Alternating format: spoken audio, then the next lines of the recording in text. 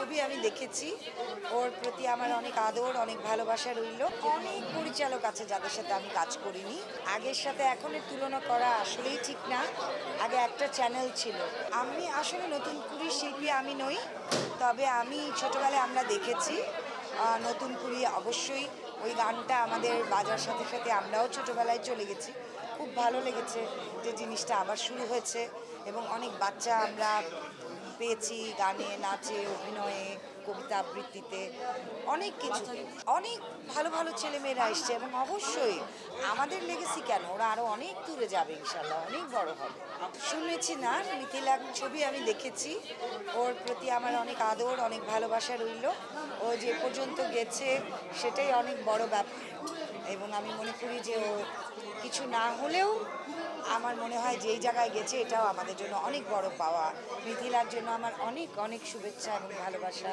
Beauty পেজেন্ট আমাদের সময় ছিল না, আর আমি কখনোই নিজেকে সুন্দর মনে করিনি বলে আমি ওই পর্যন্ত যাইনি।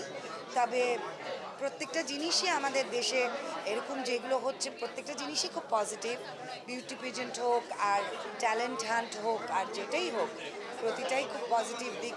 সুন্দর করে যেন উপস্থাপন করতে পারে, ভালো ভালো ছেলেমেয়েরা যেন আসে, ভালো ভালো পরিবার থেকে যেন আমরা ভালো শিল্পী পাই, এটাই আমার আশা।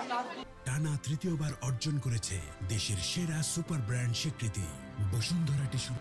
অনেক পরিচালক আছে যাদের সাথে আমি কাজ করিনি, কারণ আমি আসলে বেশিরভাগ তো অ্যাডে কাজ করেছি।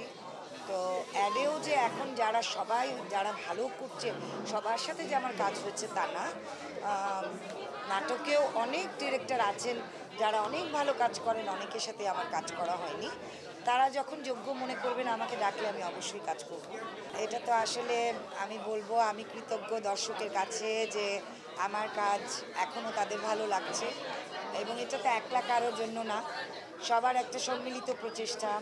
আমরা যারা একসাথে কাজ করেছি, যারা তখন ক্যামেরায় ছিলেন, যারা মেকার ছিলেন, যারা জিঙ্গল করেছেন, তাদের প্রত্যেকেরই প্রচেষ্টায় একটা জিনিস সফল হয়। তাদের সবার কাছেই আমি কৃতজ্ঞ এবং এখনকার দর্শকরা যে আমাদের কাজ দেখছেন তাদের যে ভালো লাগছে সেটাই আমার কাছে অনেক বড়। আগের সাথে এখনের তুলনা করা আসলেই ঠিক না। আগে একটা চ্যানেল ছিল আর টেলিভিশন দেখতাম আমরা সবাই। আমরা তো নিজেরাই অনেক ব্যস্ত, নিজেই তো নিজের কাজ দেখার সময় পাই না। আগের সাথে এখনের তুলনা করলে তো হবে না।